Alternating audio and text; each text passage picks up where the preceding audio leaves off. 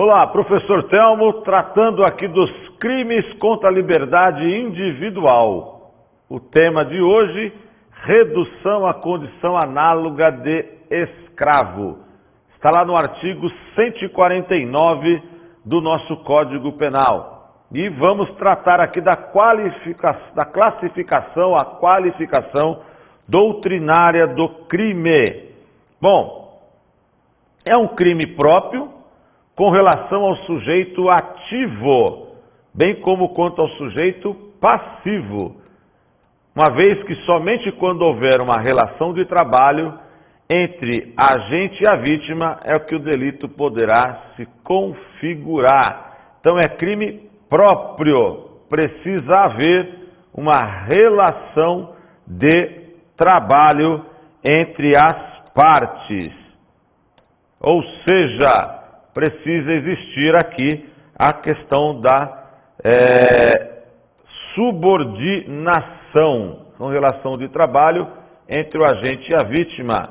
O delito poderá se configurar. Então, crime próprio em relação ao sujeito ativo, o empregador ou aquele que fez o contrato e aquele que vai ser o trabalhador, o contratado, que é o sujeito passivo. É crime doloso, não se admite a modalidade culposa.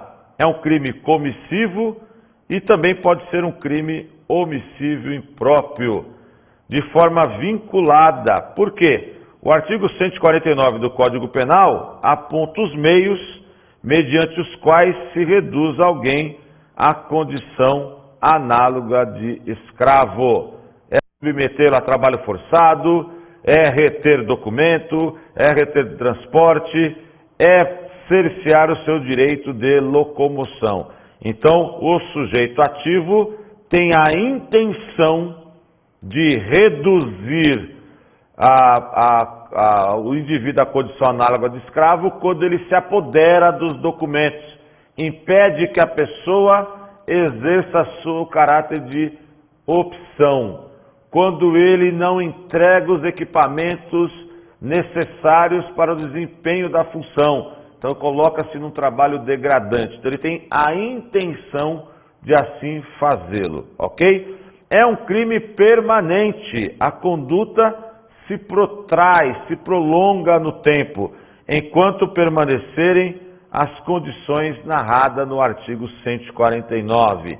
É um crime material, é um crime que exige um resultado, ou seja, eu preciso reter a pessoa, reter o documento, cercear a sua locomoção.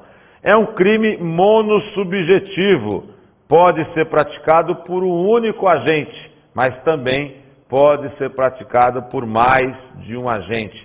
É um crime plurissubsistente, porque ele tem diversos tipos penais. A conduta pode se consumar com qualquer uma das ações que o tipo penal descreve lá no artigo 149. O bem jurídico que se tutela o artigo 149 vai além da liberdade individual, já que a prática da conduta acaba por vilipendiar, por infringir outros bens jurídicos protegidos constitucionalmente, como a dignidade da pessoa humana, os direitos trabalhistas e previdenciários, indistintamente considerados. E olha que importante isso daqui, né? Olha lá, o bem jurídico, objeto da tutela do artigo 149 do Código Penal, vai além da liberdade individual.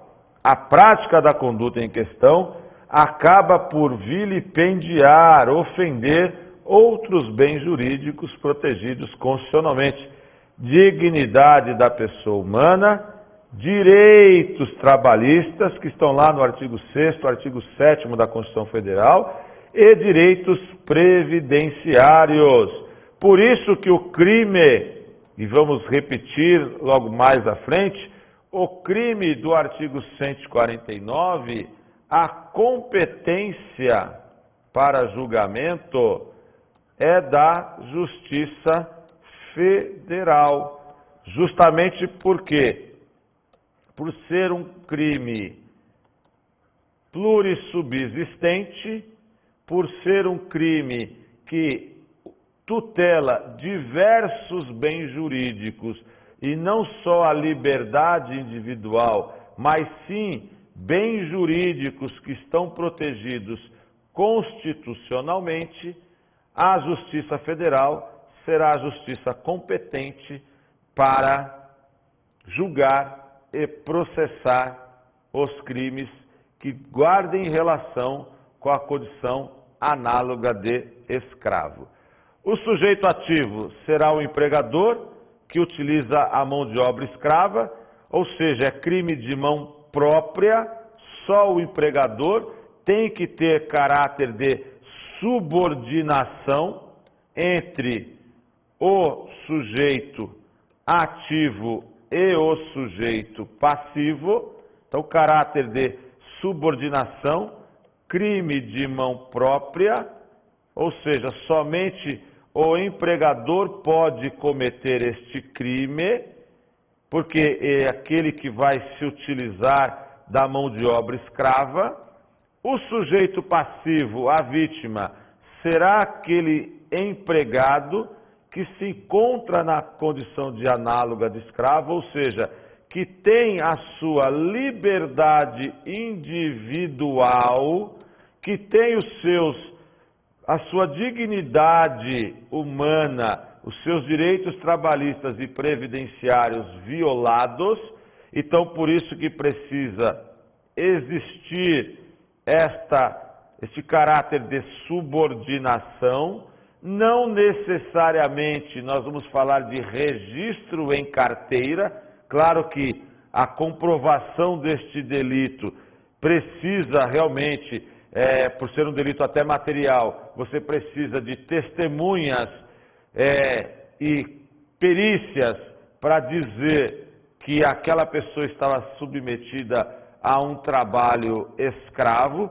Isso, o Ministério do Trabalho tem condições de averiguar, então tem a perícia para determinar se aquela jornada de trabalho ela é ou não excessiva, se aquela pessoa estava ou não submetida a uma condição análoga à de escravo. Mas o importante, crime de mão própria, o sujeito ativo é o empregador, o sujeito passivo é aquele que está na condição análoga, que tem o seu caráter de volitividade, a sua vontade violada por aquele que tem o dever legal de manter as condições adequadas de trabalho.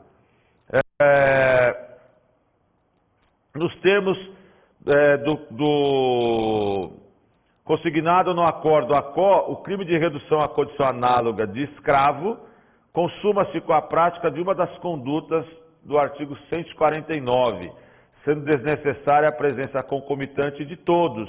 É o que nós falamos, porque é um crime plurissubsistente. Não precisa a reunião de todas as condutas. Basta a existência de um para que eu tenha a condição análoga de escravo. O dolo é o elemento subjetivo do delito, do artigo 149, podendo ser direto ou até mesmo eventual. Não se admite a modalidade culposa.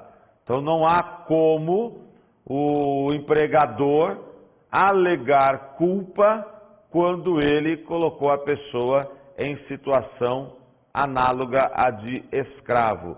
O nosso ordenamento jurídico só prevê a conduta dolosa, ou seja, como traz o próprio acordo aqui de relatoria do ministro Gilson Dipp, é crime doutrinariamente classificado como de múltipla ou plurinuclear. Doutrinariamente é o que nós chamamos de crime plurissubsistente, ok?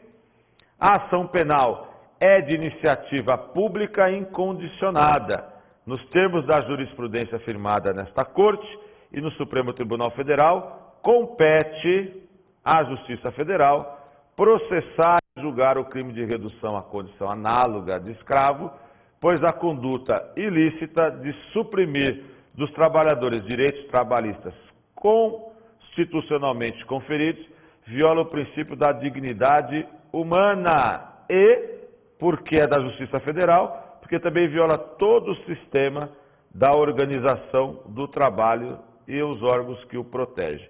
Então, além de violar a liberdade individual, também viola os direitos do trabalho constitucionalmente reconhecidos. Tudo bem? Muito obrigado, até a próxima.